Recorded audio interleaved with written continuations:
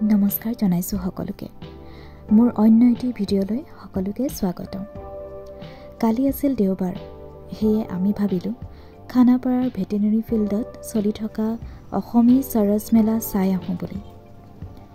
সৰস অৰ্থাৎ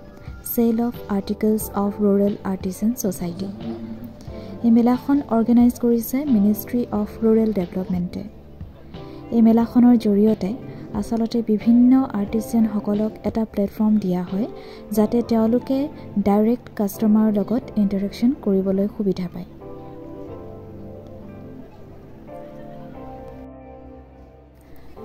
অসমকে ধৰি বিভিন্ন ৰাজ্যৰ কলাকুশলীয়ে এই মেলাখনত ভাগ লোৱা দেখিবলৈ পালো ইয়াত বিশেষকৈ হাতেৰে নিৰ্মিত বিভিন্ন ধৰণৰ সামগ্ৰী বাঁহ বেতৰ বিভিন্ন ধৰণৰ সামগ্ৰী কাঁহ পিতলৰ বাচন মাটিৰে নিৰ্মিত বিভিন্ন সামগ্ৰী মহিলাক আকৰ্ষণ কৰিব পৰাকৈ বিভিন্ন ধৰণৰ অলংকাৰ খাদ্য সামগ্ৰীকে ধৰি ঘৰ এখন সুন্দৰভাৱে সজাবলৈ আসলতে যিবোৰ বস্তু ব্যৱহাৰ কৰা হয় সেই সকলো ধৰণৰ বস্তুৱে ইয়াত দেখিবলৈ পালো ৰব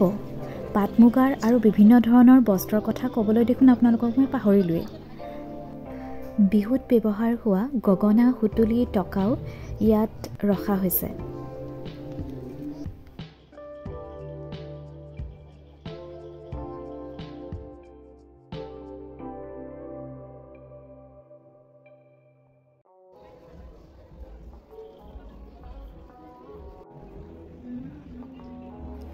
এই শৰাইকেইখন দেখিছে মোৰ বিৰাটেই ভাল লাগিছিল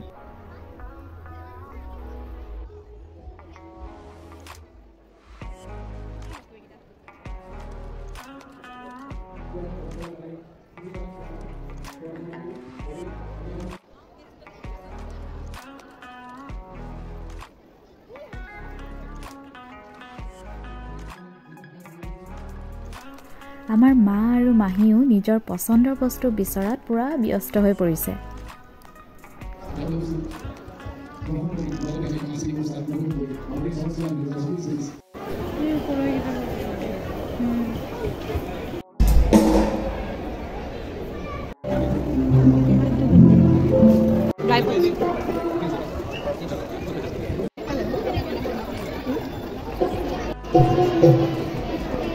মাহীৰ আকৌ কিবা এটা ল'ব লগা হোৱাত অসমীয়া গহনাৰ দোকান এখনত সোমালো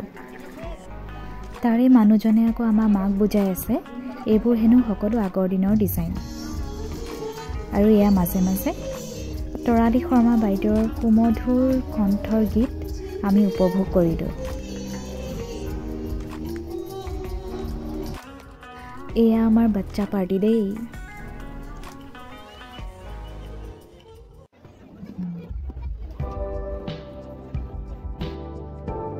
এইবাৰ গলো চাহৰ জুতি ল'বলৈ ঘূৰি পকি আসলতে সকলোৰে অন্থকণ্ঠই শুকাই গৈছিল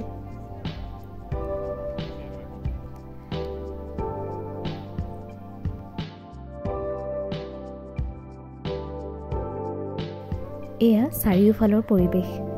তেওঁলোকে এইবাৰ বৰ সুন্দৰকৈ আসলতে আয়োজন কৰিছে দেখিও ভাল লাগিছে আৰু বাহিৰত এইবোৰ হাতেৰে নিৰ্মিত সকলো ধৰণৰ সামগ্ৰী দেখি সঁচাই ইমানেই ভাল লাগিছিল আসলতে চালে চকুৰুৱা হৈ পৰিছে সকলো আৰু দেখি এনেকুৱা লাগিছে যেন সকলো বস্তুৱে কিনি লম কিন্তু সকলো বাৰু সম্ভৱ নহয় দিয়কচোন মাটিৰে সজা যে ইমান ধুনীয়া ধুনীয়া বস্তু কিছুমান আছিল আৰু এয়া চাওকচোন সঁচাই বৰ অনুপম